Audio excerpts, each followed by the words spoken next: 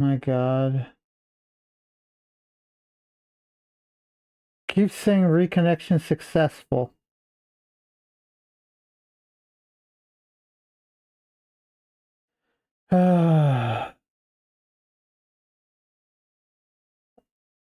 Okay, I'm gonna wait a second and see if this reconnects. If it doesn't, we're just gonna have to call it.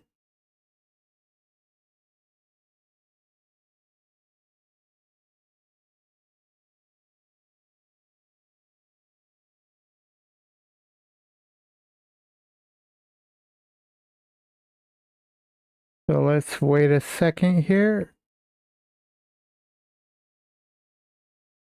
Still not showing a strong signal setup.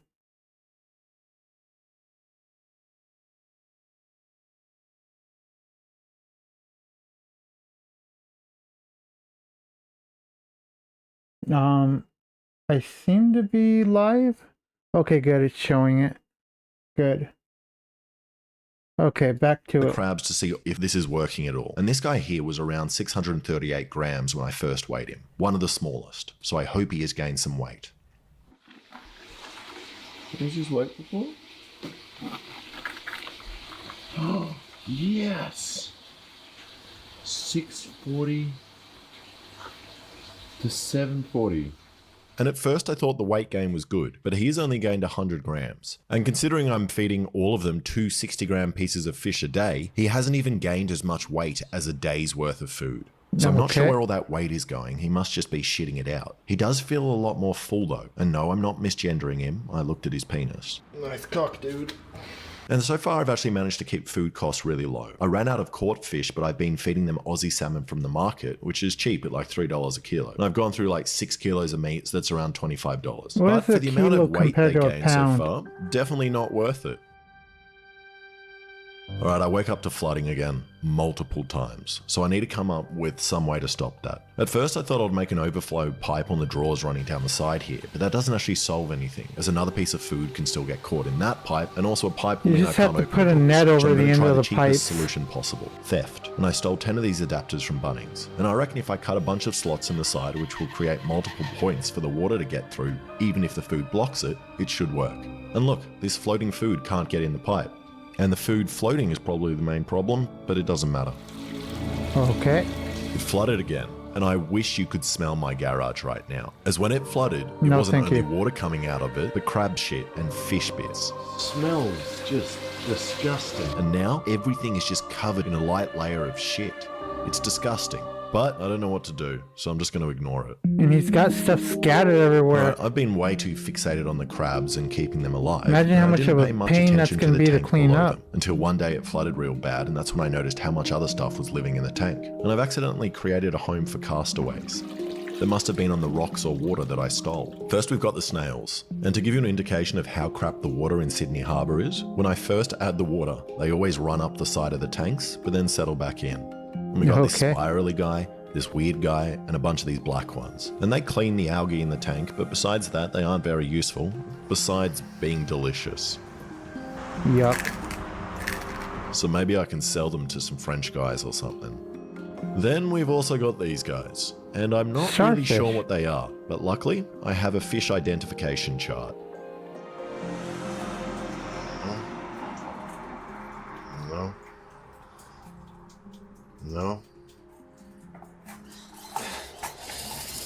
No. Circle fish.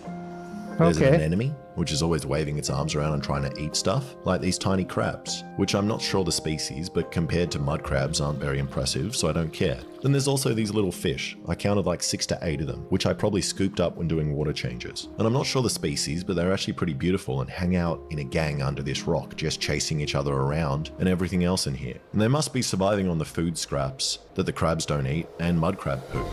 And it's pretty beautiful seeing everything live in peace and equilibrium in this tank when they were all brought together by an accident.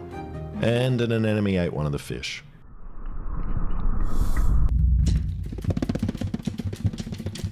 Dangerous visitor. Alright, when looking at the footage on the computer, I found something I didn't expect. I was sticking the camera under this rock to see where all the fish were hanging out, and I spotted something. And you can't see it that well, but there is definitely a well-camouflaged animal moving here. It might be like a slug or a snail, but it kind of looks like an octopus. So today's mission is to find out what it is. And I was moving rocks around for a couple of minutes and didn't find it, but then it appeared. There's a tiny octopus right there. I'm gonna try scoop him up. That is a blue ring Holy octopus. crap. That is a blue ring octopus. Come on. Let me Okay. scoop you. Come on. What is a blue ring Come on. octopus? Come on.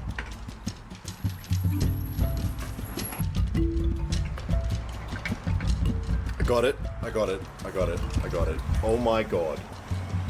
That is a blue ring. What is it? That is a blue ring octopus. What's the big deal?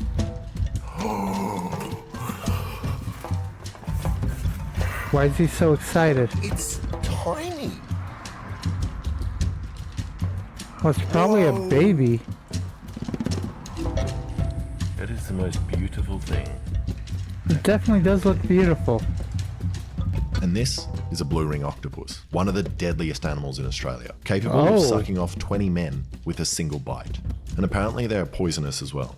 And this is insane. He must have been hiding in the rocks I collected, most likely this big cinder block, which means I easily could have put my hand on him and been bitten and killed. So I don't really want to leave him here, as I'm sure he doesn't appreciate the mud crab piss and poo. So I'm going to catch him and return him somewhere safe back in the ocean. Okay.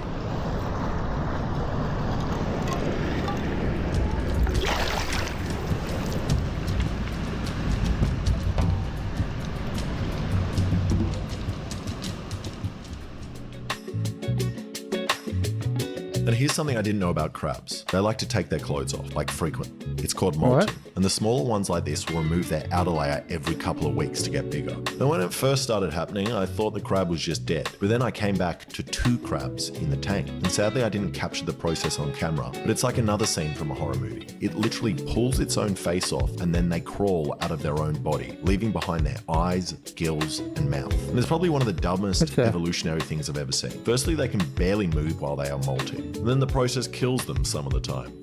And then, if it does work, they come out with soft shells, making them perfect for a Malaysian man to eat. And the crabs really didn't consider this before evolving. Also, because these crabs are Yeah, under a year old and weird. technically minors without clothes on, I'm going to refrain from looking at them while they're molting. And Okay. this means the fattening process is working, and they are putting on weight, which is very good. Okay, I feel like an idiot for not knowing this, but the molting process is the most important thing for weight gain. So after this guy shed his shell, he was super hungry and was eating like 2 pieces of food a day and really fattened out, which makes sense, as obviously they can't gain weight if their shell is restricting them. So that's why they didn't gain that much weight before. I needed them to molt. Okay. And apparently, according to the internet, the juveniles molt 1 to 2 weeks, but mine are already pretty big, which explains why it took him so long to molt. But I'm still happy, as after molting in 10 days, he looks significantly bigger. But I'll find out his weight at the end. The big guy. Everything is going really well. The depressed big guy at the top finally ate some food. And another crab I got from the creek molted. And the crabs from the market are still eating, but not as much. So maybe they are getting prepared to molt or something. I'm also having a lot of fun looking after them, ignoring how bad my garage smells. And I've kind of become obsessed. I really just want to see how big I can make these crabs now. Alright, Obsession. I'm completely obsessed. I'm the crab guy now.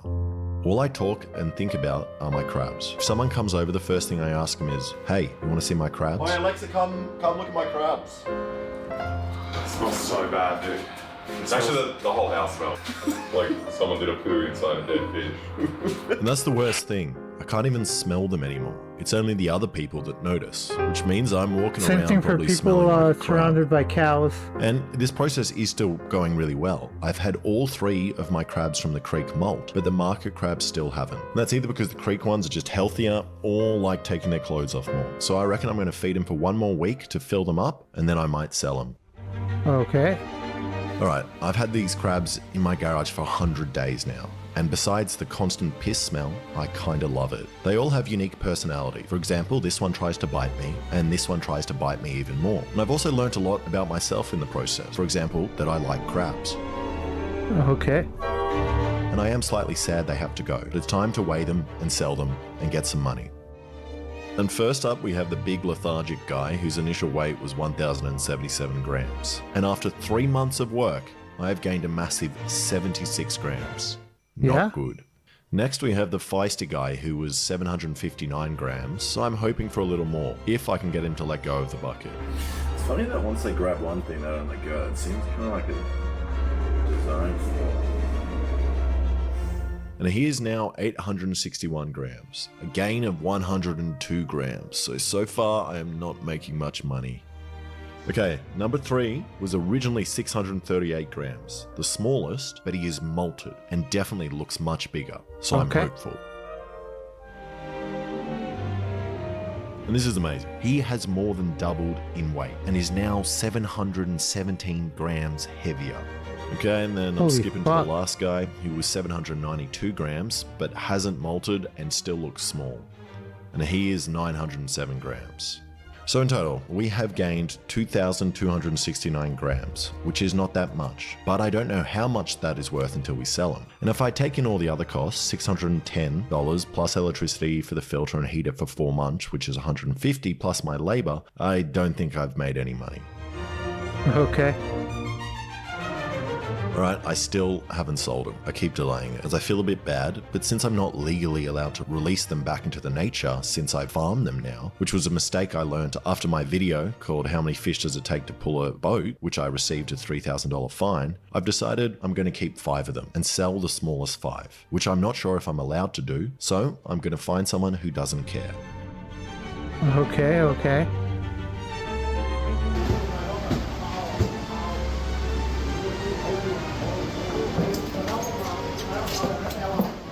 And selling them was actually a very stressful experience for me. Watching my babies being weighed, not knowing if I actually made any money or not.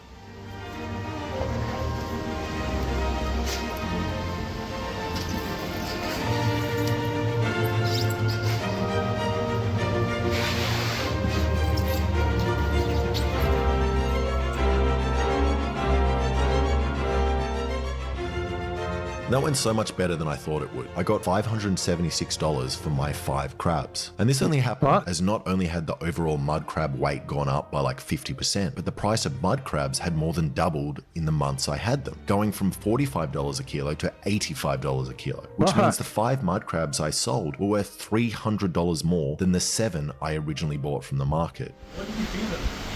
And this is something I really didn't consider in this experiment, was that mud crabs are actually a speculative asset, just like Bitcoin or gold. In fact, my mud crabs actually went up in price more than Bitcoin over the same period. So let's go over the cost. The original 7 crabs I bought, plus parts, foods, and electricity, was $960, not including my 3 months of labor. The profit on the 5 crabs I sold was $398. Even though this sounds good, if we subtract the profit from the costs, I'm still $562 in the hole. So this crab dinner was very expensive, but technically my crabs did go up in value. So, should you make a mud crab farm in your garage? No. Probably not. For 3 months of work, you were definitely better off growing drugs. And I think the only reason those Indonesian men online can make it profitable is firstly because their labor costs are low, they also use cheap scrap fish, and most importantly, they know what they're doing. Thank you so much for watching. If you like that, please subscribe and check out some of my other stuff. I should already be subscribed, buddy. What? How the fuck am I not subscribed? How you going? Okay, let's go and go to the next video. I could have sworn I subscribed to him. How you going? Welcome back to another episode of How Many Things Can I Make That Kind of Resemble Something Illegal But Definitely Aren't? Before I get arrested. And today we've got every Japanese gamer's wet dream. A headset that kills you if you die in game.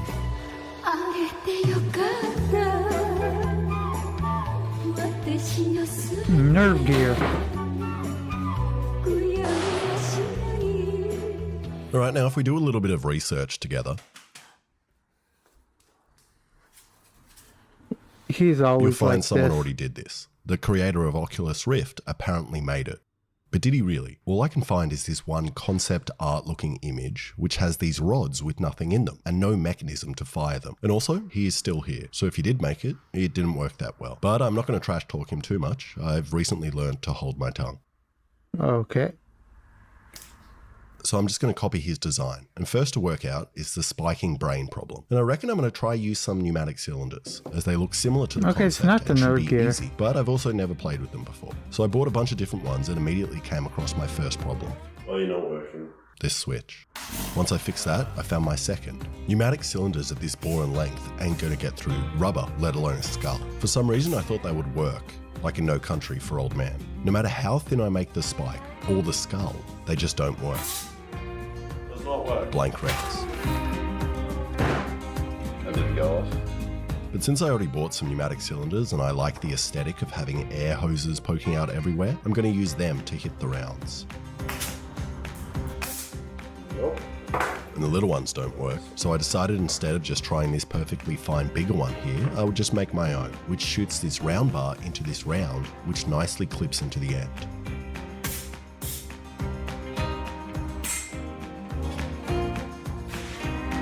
And after 2 hours of trying, worked like 10% of the time. And when it did, it blew itself up. Fuck. So I tried the big one, with an attachment you're not meant to be seeing as I haven't made it in the video yet. That's pretty deep. Not through my head. And that worked, which is weird, as the inner diameter is the same as this one, so they're meant to have the same force output, but I guess this one's just better. And now that I know they'll work, Okay. I need to make the bit you just saw to hold the round and spike, which means I need to clean up my lathe.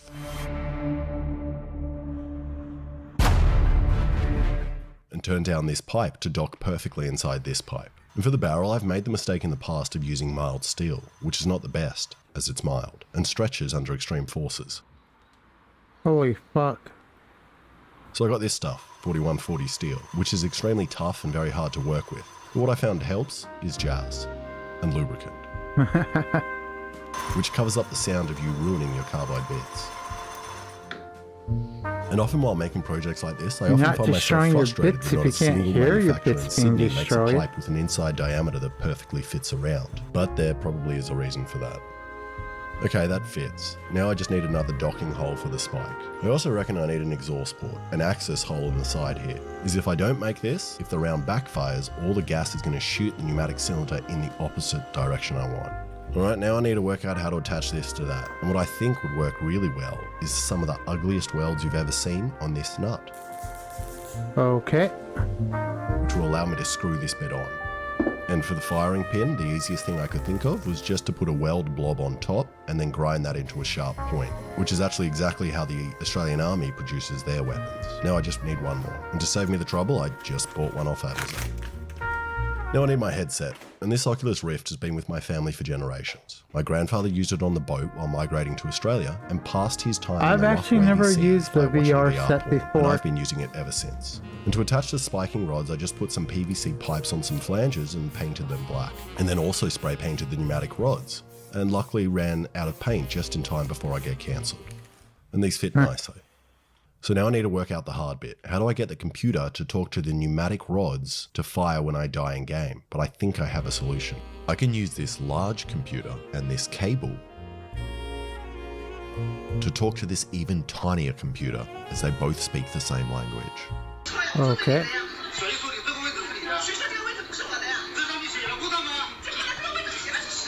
So I'm just going to attach this solenoid, which opens the air with a relay. But I have a problem. This solenoid runs on 12 volts, but the Arduino only produces 5 volts. So I need to stick a 12 volt power supply in here as well somehow.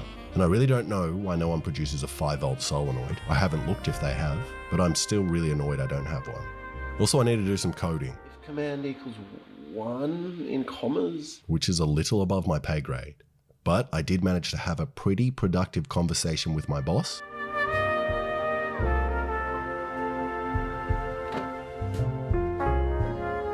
And I increased my pay and figured out the code. Okay, this should flash on off. Okay. Yes.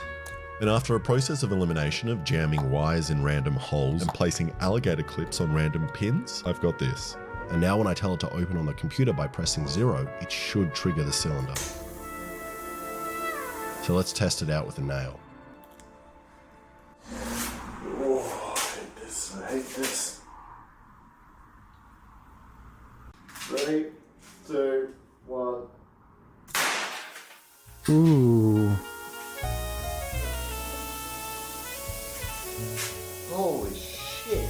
And even though I remembered to put an exhaust port on the metal pipe, I forgot to put it on the headset and blew it up. But it works, and drove the nail into the mannequin's head, but not that deep. And I think that's because my firing pin is too aggressive and breaks the round, letting a lot of gas escape out the back, hence the pipe exploding. And the pipe exploding is something I really should have planned more for. Same with my life, although my online business was easy to run and more organized. But I can with the sponsor of today's video, Pt2. Thanks to Pt2, you've got an all-in-one management software platform that simplifies day-to-day management of any business. With their suite of applications, you can track project progress, deadlines, budget, resources, and collaborate in real time. Focusing on Pt2's CRM application, it is a comprehensive, customer-centric tool that helps you manage all your business needs. With it, you can easily track your leads, manage communication with clients, get accurate forecasts, and close those money-making sales. Jerry, close that deal right now.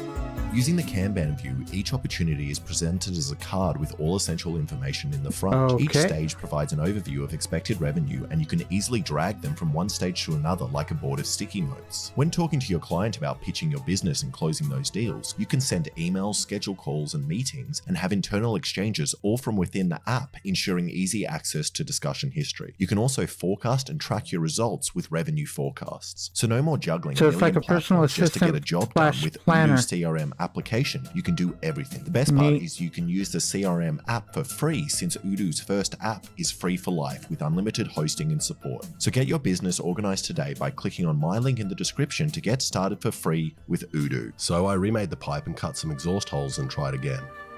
3, 2, 1. Okay.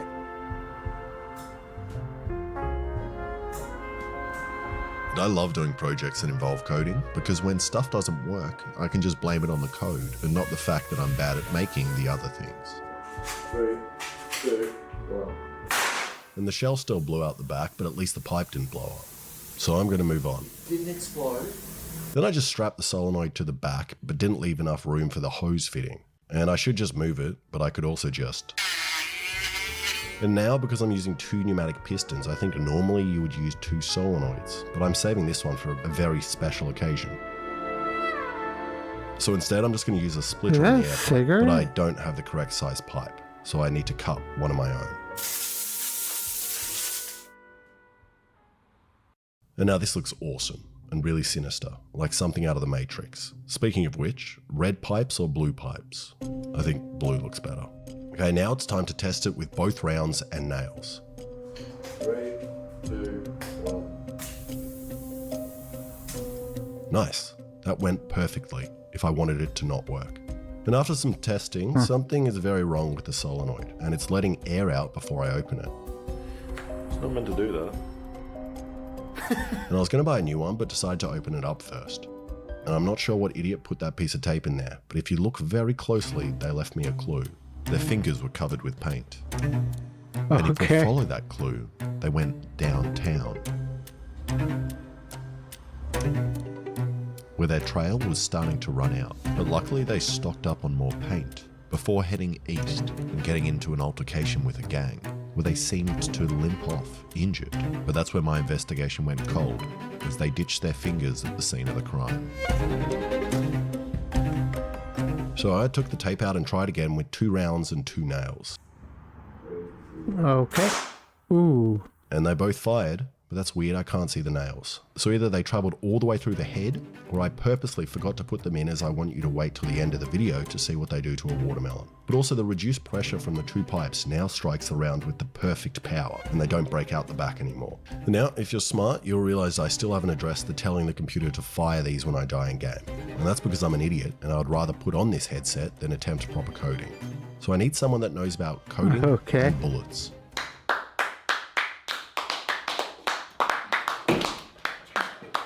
Code Bullet, everybody. Hello, I'm Code Bullet, and I've been tasked to write a program that can tell when we die in Minesweeper. Alright, now you're gonna need to pay attention, this gets complicated. We look at this pixel here, and if it's yellow, we're alive. And if it's black, we're dead. That's it. That's the whole program. It's honestly super embarrassing that Alex needed help with this. It's literally looking at a single pixel. And I have no idea what that man just said, but let's see if the program works. Neat. So he just compares value. Do this in Python. Okay. And we'll see. If it's yellow, it's set to true. If it's The first not problem yellow, we ran it's set into to was false. that we couldn't click on the specific pixel on the smiley face that alerts the code on when we die in game. But we managed to shrink the size of the mouse, which worked. If we die. So we should hear a click, right? Well, what There's on no its blank like- rounds. Like, I don't want to get covered in food. Watermelon dude. No, it's not. And that click means it's time to play my favorite Cambodian child simulator game, Minesweeper. Cambodian child. Okay, so I guess the Cambodian There's a chance children the were first one I used could click could be to a mine. search for mines. Wait, this is so stressful. Wait, do I go now? Wait, do you want to go? But it's. There's no way to know. Wait, I think. I'm just gonna. Yeah, actually, I'm just gonna send it somewhere else. Yeah, okay.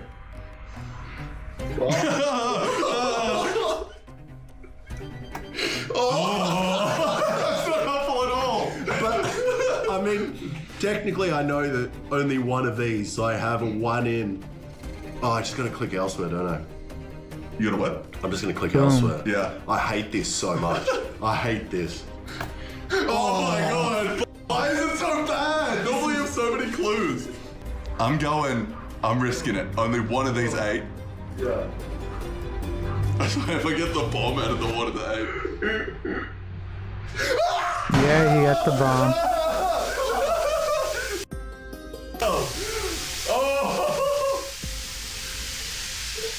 And only one of the rounds went off, and it almost went through the watermelon. But again, it's because the round backfired. So we loaded up and tried again. Alright, I'm gonna give us Okay. a better start than you did. Please. You're looking at it way too much. Where are we thinking? Alright, you're right. Get the bomb the first go. Just shoot. Come on! No, it's a again. This is a really bad game to play with this headset. This game sucks. Yeah. The graphics are terrible. Oh It's a long time since I played Minesweeper. I wonder if That's it's how we even on my do it. computer. Okay, let's Yes. I just need to remember to click the right one. Yeah, yeah. Like now will be okay, 1, which means this one is right? This Yeah. one is also should be right. Oh, okay. That's clear. It's clear. Right, turn. I got you. Well, Yeah. And that misclick would have killed me. And both rounds went off that time. And in the slow-mo, you Okay. can see both nails flying straight through the watermelon, Holy fuck, wow. through the plywood sheet, which means this headset definitely does its job. And I did the calculations, and they traveled 45 centimeters in 2 frames at 240 frames a second, which means they were coming out at 200 k's an hour even after passing through the watermelon. And it also works too well. And that's the problem with building things like this. I can't actually use them and try them on myself and feel the fear. So we're going to do it with these TANS units. yes, it does. And the building is even simpler. All I've done is hook up this button to the relay, and then Code Bullet changed the code to recognize damage in Minecraft. Then I somehow convinced Martin Cedo Pants, Code Bullet, and Boy Boy to play everyone's favorite Sudanese child simulator game, Minecraft. Okay. So I've never played Minecraft before, and the plan was just to meet up in game and see if we could get along while trying to survive the night. Immediately off. Hey! Yeah, they're not gonna survive. In the middle, and we have to. Okay. Let's make something nice. And stay the away from me. Get the fuck away Get the from me. fuck away from me.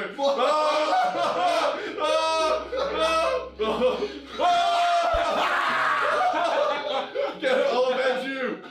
How do I run?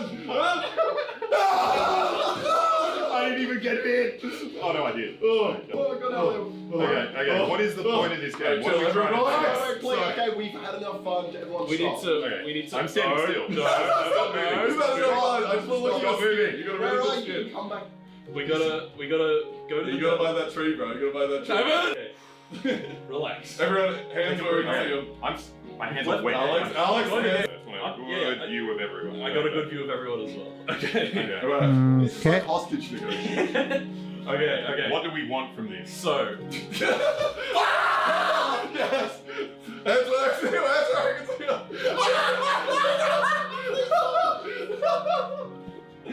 And once we realized hitting each other wasn't actually that fun and just hurt, we started to work together and built the best house you've ever seen.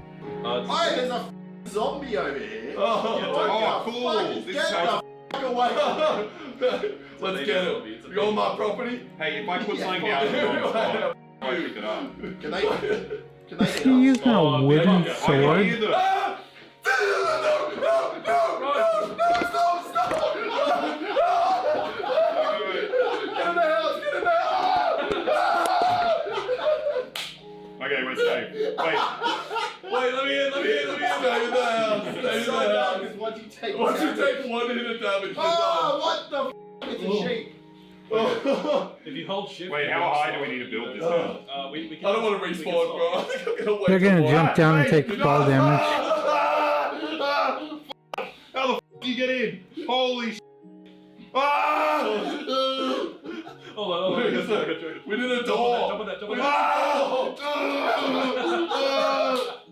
Let me in, you motherfucker! No, Oh, it's just fuck. one zombie. Ah! Can I just die? Can I just die? Ah!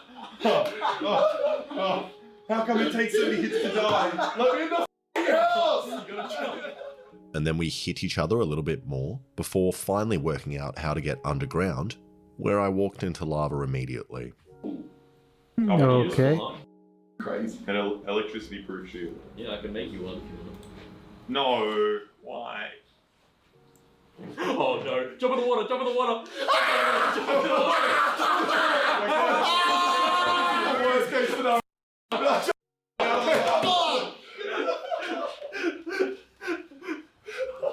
Alright, And that he was another died. horrible idea and worked well, but we all have burnt arms now.